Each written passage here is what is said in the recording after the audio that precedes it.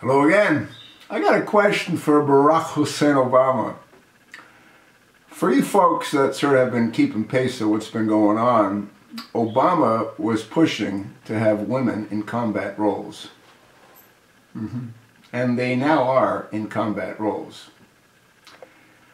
Now that his daughters are becoming of age, do you think that he's going to enlist them to, I don't know, work howitzers on the front lines? Well, it is funny. I mean, it's funny. It's like all these politicians. They have no problem sending your kids to go to war. But they don't send their own kids to go to war. Why would they? They know how brutal war is. You know, all these women and men that have been maimed over in that part of the world by a war that pretty much was started by George W. Bush. You think ISIS would ever have surfaced if it wasn't for what George W. Bush did by getting rid of Saddam Hussein? There's no question Saddam was unbalanced, but he's nothing in comparison to Barack Hussein Obama, who is totally unbalanced.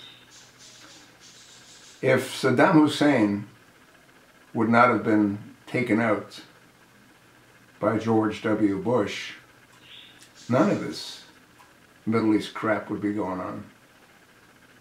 None of it. Well, maybe some of it, because I do believe that King Abdullah, when he was alive, created the Manchurian Candidate. But it would never have reached the level that it's reached.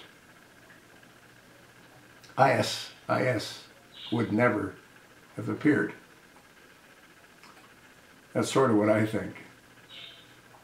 The story that I read a number of years ago was the reason that George W. Bush went in to Iraq, I apologize, was because the